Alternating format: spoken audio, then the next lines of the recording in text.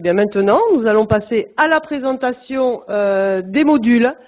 Donc, comme je vous l'ai dit ce matin, ce projet, c'est avant tout le fruit d'un travail collectif. Et on tenait vraiment à ce que chacun des partenaires puisse présenter un module. Il y a 5 blocs de compétences. Il y avait 5 partenaires. Donc, malheureusement, je vous l'ai dit, les Italiens ne sont pas là aujourd'hui, le CIOFS, mais notre expert présentera les compétences socio-professionnelles. Il s'est adapté très rapidement, mais il a l'habitude de faire ça, il est très bon. Hein. Et autrement, donc voilà, on va démarrer pour présenter les modules, sachant que dans le cadre, mais vous l'avez dans vos livrables, hein, dans le cadre de ce que l'on propose, il y a d'abord un module accueil et accompagnement, et positionnement. Celui-là, on ne le détaille pas, on préfère entrer dans le vif du sujet avec ce que l'on peut proposer. Donc c'est Bernard Séguier qui va commencer pour les compétences langagières.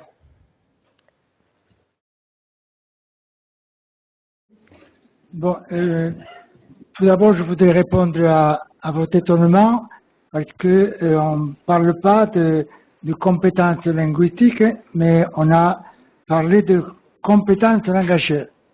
Pourquoi nous avons retenu compétences langagières? On a voulu se dégager des compétences linguistiques qui auraient davantage donc travaillé sur les capacités donc au niveau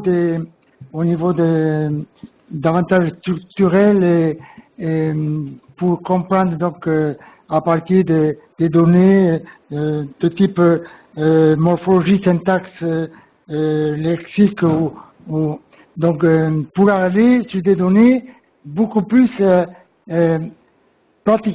pragmatiques. Donc c'est pour ça qu'on est allé donc formuler en termes de capacité, de compétences langagières pour comprendre un peu comment en situation les gens pouvaient développer donc des capacités, voire des compétences et se situer donc au niveau niveau pragmatique. Le référentiel donc des compétences langagières, il a deux caractéristiques. D'une part, il a une dimension holistique, en ce sens qu'il prend en compte de façon intégrative les modes d'expression et l'ensemble des dimensions sociales, politiques et culturelles. Et puis, il a une deuxième dimension, donc transversale, car il est constitutif et inclusif de tous les autres blocs de compétences. Au niveau des modules, donc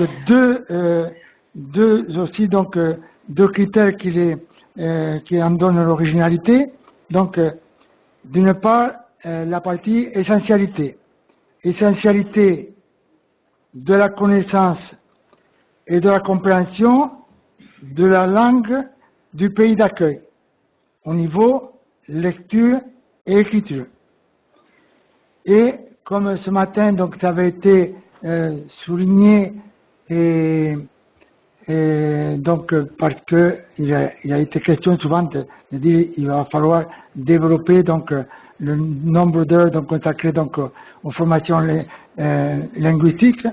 Et là, je parlerai de la deuxième caractéristique, c'est le renforcement des capacités de communication écrite et verbale pour une communication aboutie et une réelle inclusion sociale et culturelle, parce que on vise donc en termes de capacité de nouveau de parvenir donc au niveau A2, B1, donc sur l'ensemble donc des modules, des blocs de compétences.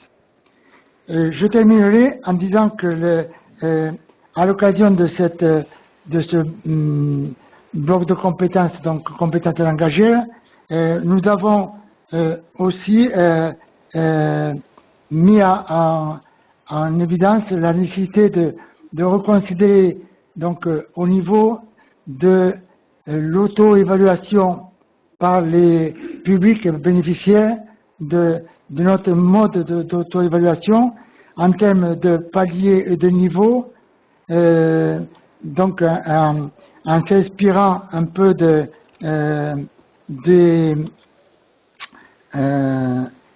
recherches qui ont été faites par ailleurs pour que les gens puissent donc non seulement dire j'ai acquis, j'ai compris autre, mais qu'ils puissent demain savoir se situer en termes de niveau d'acquisition, de compréhension, de compétences, et qu'il puisse y avoir une progression tout le temps beaucoup plus mature des modes d'acquisition pour que les personnes soient beaucoup plus à hauteur de l'intégration de leur projet.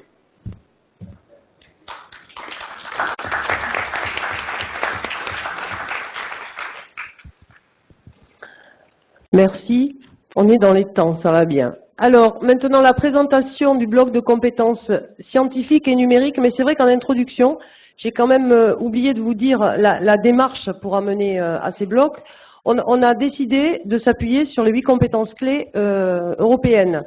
Et ensuite, à partir effectivement de ce que l'on a pu entendre des personnes interrogées, des migrants, etc., on a recentré et on est arrivé à 5 blocs de compétences. Voilà, j'aurais dû vous le dire en introduction parce que ça permet de préciser les choses. Donc c'est Eva Sotomayor de l'Université de Rennes qui va nous présenter ce bloc de compétences-là. Merci Muriel. Je vais commencer pour expliquer les définitions des compétences mathématiques et numériques. La maîtrise des compétences mathématiques et numériques de base est indispensable pour une participation active à la société tout le long de la vie, aussi pour les migrants. Elle permet à la personne de comprendre, de développer sa capacité d'agir dans son environnement, d'évoluer l'autonomie dans la vie quotidienne et de se réaliser son parcours professionnel. Le premier point, les compétences mathématiques favorisent la résolution de divers problèmes de la vie quotidienne et professionnelle, mobilisant des connaissances mathématiques élémentaires.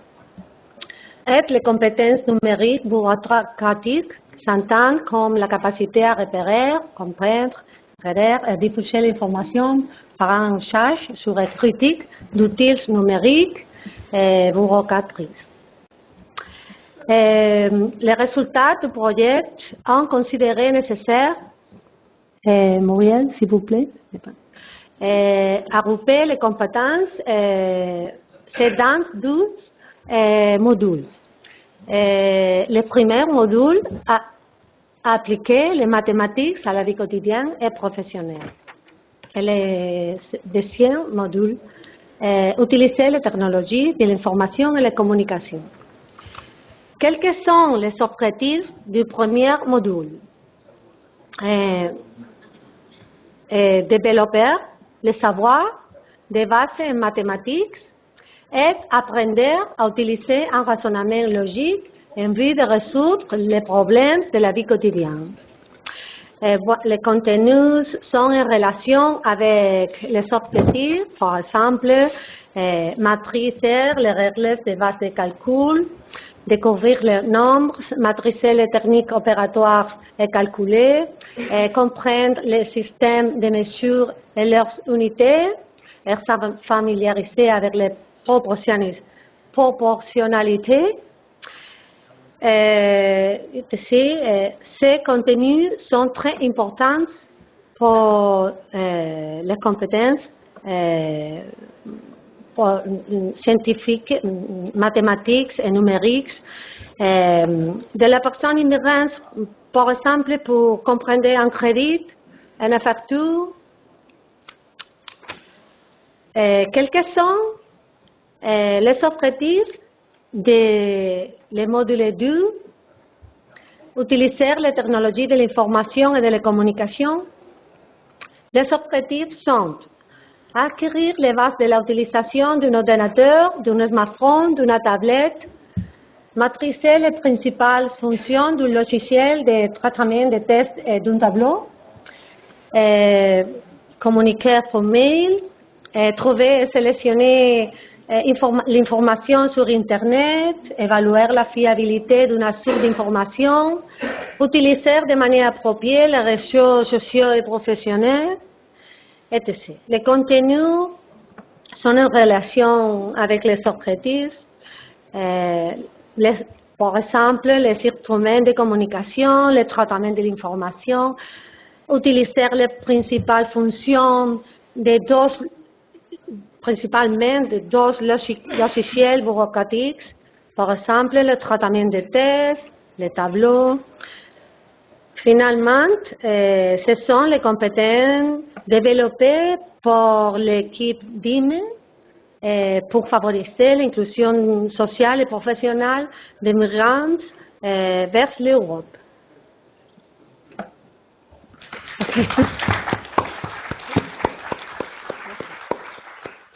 Merci beaucoup Eva. Eva qui a fait en français aujourd'hui parce qu'au bout de 3 ans, on a réussi à la faire présenter en français, ce qui est extraordinaire. Je te remercie. Ok, merci beaucoup. Gracias. Nous allons passer maintenant sur un module, un bloc de compétences extrêmement important, nous semble-t-il, au sein de notre projet qui va être présenté par Octavio Vasquez de l'Université de Huelva. Ce sont les compétences interculturelles. Merci Muriel. Avant de commencer, j'aimerais remercier à Axen et Sepain des organisations bénévoles de Huelva pour sa collaboration dans l'expérimentation du projet. Aussi à l'équipe de Huelva, Yolanda, Fernando et Manuela, pour son travail. Merci beaucoup à toutes et à tous. D'accord. Dans ce module, par nous, dans le projet, les compétences interculturelles se considèrent comme la somme de 3 dimensions. La dimension cognitive était orientée vers la compréhension des différences culturelles. La dimension communicationnelle, qui se réfère à la capacité d'entrer dans des relations efficaces. Et finalement, la dimension affective, qui aidera à surmonter les difficultés causées par le fait de ne pas connaître toutes les références culturelles dans la société d'accueil. Pour travailler sur cette compétence, 3 modules différents ont été définis et sont affichés dans l'écran. Chacun de ces modules est développé à partir d'objectifs et de contenus spécifiques. Par le premier module, il est important d'évaluer les trajectoires migratoires suivies afin de pouvoir reformuler les projets migratoires en fonction de la réalité actuelle. Nous voulons aussi travailler sur la production de ressources personnelles pour surmonter les difficultés. À cette fin, le contenu des modules vise à travailler en groupe de parole sur les projets migratoires, les trajectoires suivies, les difficultés rencontrées et comment les surmonter. Pour le deuxième module, le point de départ est familiariser les participants du groupe avec les concepts de culture, afin de gérer les différents de manière positive. Il est également important de comprendre qu'il existe différentes façons de communiquer et prendre conscience, dans un premier temps, de sa propre façon de communiquer. Donc, le contenu de ce module vise à prendre conscience de soi-même en tant que sujet culturel, à se former à communiquer de manière adéquate avec des personnes d'autres cultures et enfin à gérer les éventuels désaccords de manière positive si c'est possible. Enfin, les principaux objectifs du module 3 sont d'approfondir la communication interculturelle par la réalisation d'un travail conjoint pour valoriser les contributions des participants. À cette fin, tous les contenus de ce module visent à travailler sur un projet commun, à définir par les participants des groupes de formation, ce qui leur permet de valoriser leurs contributions tout en offrant quelque chose à la société d'accueil. Merci beaucoup pour votre attention.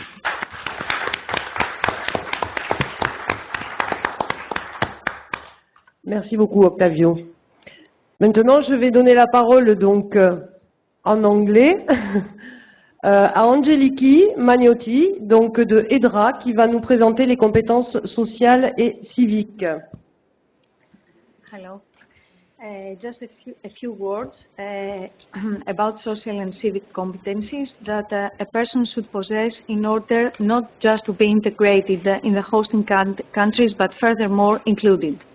Social capacity that we wish to our target groups to obtain, it's not just the efficiency for social interaction, but the ability to learn from experience in a way that learning increases the person's adaptability to the changes of the social environment and develop his autonomy in social life. You may see the definition also. We have prepared 5 modules. We may go to the first module, which is participating in the public life as a citizen, which implies sufficient knowledge about the public life and political system, its structure and its institutions, its rules and its operating procedures, in order for a person to be able not just to understand all these things, all the above, but also to participate in them. Second module is access to social rights. This module mainly refers to the understanding of issues related to administrative procedures and the identification of the role and the mission of each social structure as well. For that, the contents of this module have to do with the acquaintance of, with the concept of social rights and the social services, and also the human resources that might be useful under certain circumstances. The third module is to understand the health's value and access to the healthcare systems. This module has to do not only with related to health issues and health promotion, but also with underlining the importance of health into the inclusion of our target groups to the hosting society. What I want to say at that point is health is one of the most important factors, along with housing and work in the inclusion, but for the inclusion, but we keep on forgetting about it. And the fourth module is manage and organize your daily life, which is the module that has to do with the organization of the demands that everyday life, of our everyday lives, and how we can manage to be independent and autonomous. So in the module we find basic financial elements related to balancing of our personal and family budget. And the most important thing in our daily life is to find our place in our social environment and have a close look to the factors that might keep us unavailable for employment. Therefore, far from our economic autonomy. So if we find these factors, we may eliminate them. A special aspect of our daily life is the children's schooling, which is very important for our availability and also for our children's independence as well. And the fifth module is about facilitating our access to the transport, which is about having better knowledge on our territory that we live in order to find transfer solutions whenever needed and develop a mobility autonomy and enhance by that our employability. So the contents of this module have to do with a better understanding on our transfer needs and by that making the right choices. And of course, let's not forget that we live in a digital time, and technology and software that we daily use make our lives easier and safer for our transportations. If within our transportation choices is to use a car, then we have to learn as many things as possible about our driving license and driving regulations. As a conclusion, what we need is to make a personal diagnosis of our mobility needs and plan on how we make to them easier, safer, and more useful for us and our families. Okay.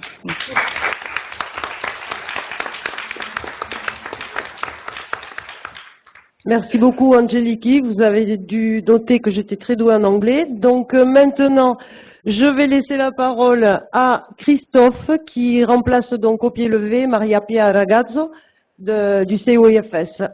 À toi, Christophe. Bien, merci. Et donc, désolé de vous laisser accès qu'au remplaçant, si je puis dire, pour présenter ce module. Alors, dans ce module, il y a finalement, il y a en fait 7 parties, 7 sous-modules. Mais en gros, je vais essayer de vous donner un peu l'idée centrale qu'il y avait derrière. Je crois qu'il y a peut-être trois aspects à noter essentiellement.